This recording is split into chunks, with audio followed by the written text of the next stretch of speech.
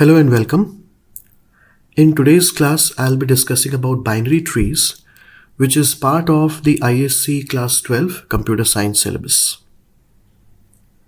So, a binary tree is a non-linear recursive data structure in which each node has at most two children and a unique path exists from root to every other node. So, in this example, you can see that we have a set of nodes and these nodes are connected with some links. So A is the node and A is connected to B and C. Then B is another node and B is connected to D and E. And you will notice that each node has at most two children. So A has two children, B and C. B has two children, D and E. C has only one child, F. F has only one child, G. And D, E, and G don't have any children. So this is an example of a binary tree. And also a unique path exists. So if you take, for example, from A to E, there is only one way to reach from A to E. So you firstly go to B, and then from B, you reach E. So there's a unique path that exists from the root means the first node here, to every other node. So the first node which doesn't have any parent. So in this example, A is the root node. And a tree can have only one root node. So A is the root node here, and from A, all the other nodes are directly or indirectly connected. Next, leaf or external nodes. So all these nodes that you're seeing here, D, E, and G, these are the leaf nodes because they don't have any children. So any node in a binary tree or a tree in general which doesn't have any child will be known as leaf node. So a node which doesn't have a child node. Next, edges. So the link between any two nodes. So here A and B are connected with this link. A and C are connected with this link.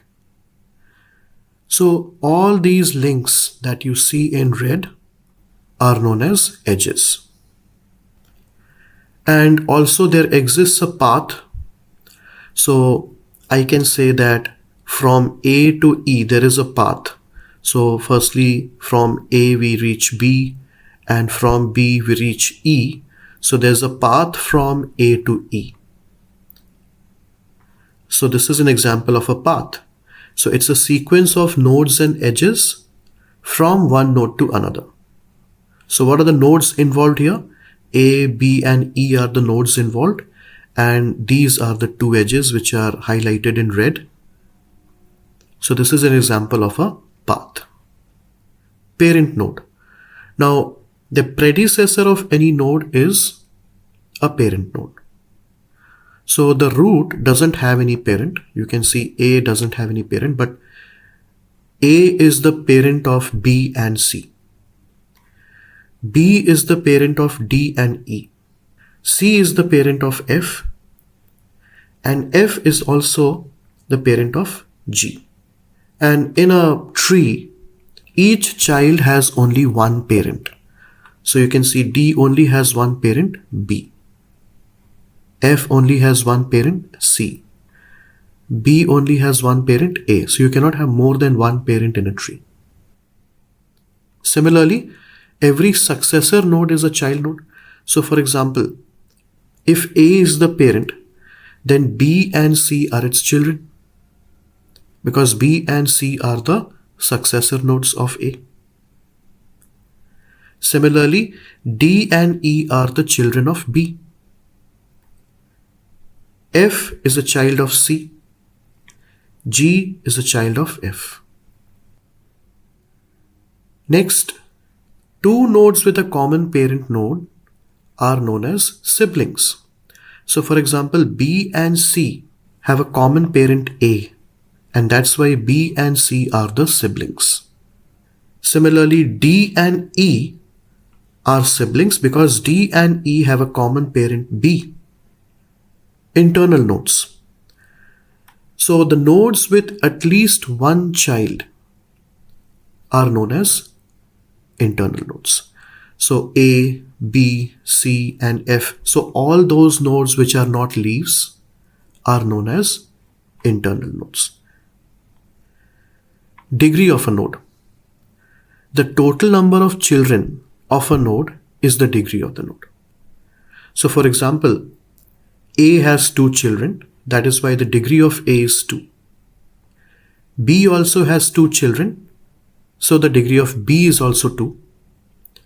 D and E and G, they don't have any children, so the degree is 0 for them. Whereas C and F, they only have one child, so C has only one child F has only one child G, so that's why their degrees are 1. And the degree of a tree is the maximum degree possible. So 2 is the maximum value here, and that's why 2 is the degree of this entire tree. Next, level. So there is a concept of level also. As you go to the successor nodes, the level keeps increasing and the level starts from 0. So the root is at level 0. Then the children of root will be at level 1. Their grandchildren will be at level 2 and so on. The level keeps increasing as you move down to successive nodes. So B and C are in level 1. D, E and F are in level 2. And G is in level 3. Height of a tree. Height of a tree is the number of edges from leaf node to a particular node in the longest path is called as height of that node. Height of a tree is the height of the root node. So, if I want to know what is the height of B,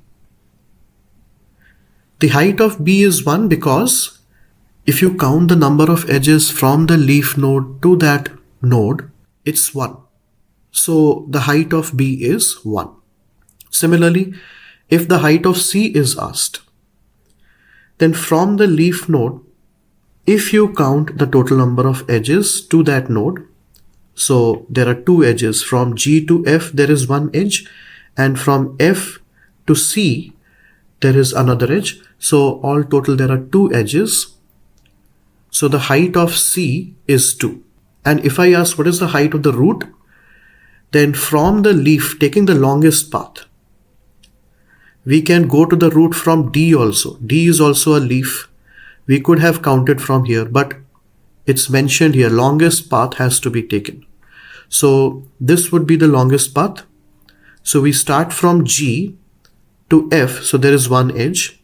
From F to C, there is another edge. And from C to A, another edge. So all total there are 3 edges, and that's why the height of the root is 3.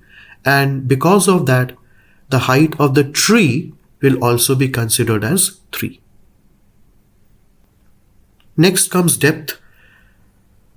The total number of edges from the root node to a particular node is the depth of the tree. Now we are not counting from the leaf, we are now counting from the root when we are talking about the depth. So the total number of edges from the root node to a leaf node with longest path is the depth of that tree. So when you want to find the depth of the entire tree, you start from the root and you go to the longest path to reach a leaf. So the depth of the root is always 0. And if you look at B, there is only 1 edge from root to B. That is why the depth of B is 1.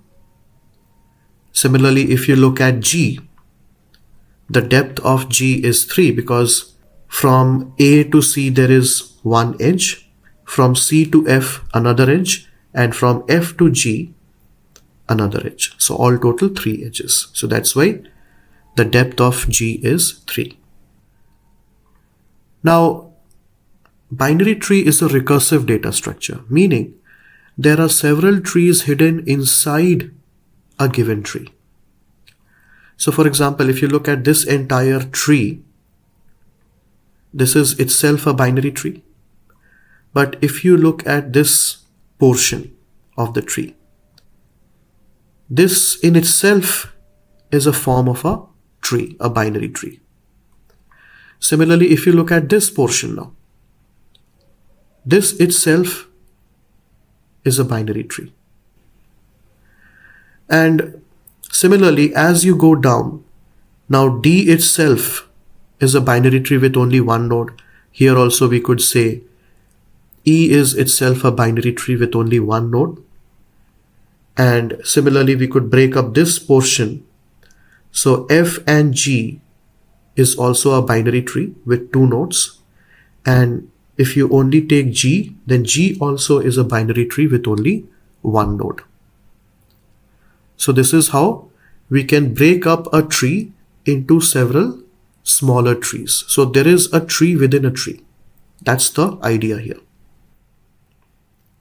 What is the size of a binary tree? So size of the binary tree, the formula to calculate the size of the binary tree is size of left subtree plus size of right subtree plus 1. So we basically have to calculate the size of the left subtree, calculate the size of right subtree, and add 1 because of the root. And this is a recursive definition. So when I try to calculate the size of this subtree, the same rule applies. Calculate the size of the left subtree, calculate the size of the right subtree plus 1. So basically it's the total number of nodes. Size means the total number of nodes in a binary tree. So what will be the size of this tree? So 1, 2, 3, 4, 5, 6, 7. So the size of the binary tree here will be 7. Next, completeness of a binary tree. When do we say that a binary tree is complete? So here you will notice this is a little different from the previous diagram. You will notice that I have tried to fill all the levels. Level 0 is completely filled because in level 0 we can only have one node. In level 1, I can have a maximum of 2 nodes. Except for the last level. In last level, so 1, 2, 3, 4, 5, 6, 7, 8, I could have 8 nodes. But suppose I don't have that many nodes to connect. I am left with only one node. So only in the last level it might be incomplete, but rest of the levels it should be complete. And then we can say that's a complete binary tree. So in the last level, if you can't fill, if you don't have enough nodes to fill the last level, then you start filling it from left to right. So that's why I have started from the left link of D to connect H. Next, balanced binary tree. When can we say that a tree is balanced? When the left and right subtrees of every node differ in height by no more than 1. So let's take a look. Let's start with the root. What is the height? The height here is 2. Because there are 2 edges. On the right side, the right subtree is 3. So it's differing by 1. On the left side we have height 2. On the right side we have height 3. So it's only differing by 1. Not more than 1. If you look at B, there is a difference of 0 because here on the left side also the height is 1. On the right side also the height is 1, so there is a difference of 0. That's even better. And if you check like this for each and every node, you will find that the difference is no more than 1. In such a case, we can say that it is a balanced binary tree. So when can we say that a tree is unbalanced? This is an example of an unbalanced binary tree. You can see on the left side, there are no children for this route. But on the right side, so if you count the height, if you calculate the height of the right subtree, of the right side, so it's 1, 2 and 3. So on the left side, the height is 0, but on the right side, the height is 3. And so it is not differing by 1 anymore. And that's why we say it is an unbalanced binary tree. Next, tree traversals. Tree traversals means it's a method of visiting each and every node in a specific order. And there are 3 standard ways of doing it: pre-order, in-order and post-order traversals. In pre-order traversal, firstly we visit the root, then we recursively visit the left subtree in pre-order, and we recursively visit the right subtree of that node in pre-order. So let's try to understand this with an example. So we start with root, that means A. That's why I've written A here. Now after that we have to recursively visit the left subtree. So when we go to the left side, we reach B and we have to start the same procedure. So we have to visit the root. That means right now the root is B. According to the current position, the root is B now. So we visit B. Then we visit D. Then we visit E. And then once this portion is complete, we come to C. That means the right side of A now. We visit C. Then we visit F. And then we visit G. So this is the sequence that you will get when you visit the nodes of this binary tree in pre-order traversal. Always the root is visited first. So you will notice that the first value that you get will always be the root value. In order traversal, here we firstly recursively visit the left subtree of the root. Then we visit the root. And then we recursively visit the right subtree of that node in order. So let's again try to understand this with an example. So firstly, when we are in A, we are told to recursively visit the left subtree. So from A, firstly we will go to B. Now B is our new root. So if it's a root, we are not going to visit the root first. We are going to visit the left subtree first. So we move again to D. Now this has become the new root. But again, I have to visit the left subtree, but there is no left subtree for D. So now we can visit the root. That means we can visit D now. That's why D. Now we try to visit the right of D, right subtree of D, but there is no right subtree. So we move back to B. And when we come to B, we notice that the left subtree of B has been visited. So now we can visit B. So that's why I'm writing B here. And now I want to visit the right subtree. When I come to the right subtree, again I have to follow the same procedure. Now E is the new root. I try to visit its left first, but there is no left. So now I can visit E. Then I try to visit the right node, but there is no right node. So this portion has been visited. Now I go back to A. In A, I notice that its left subtree has been completely visited. So I can visit the root A.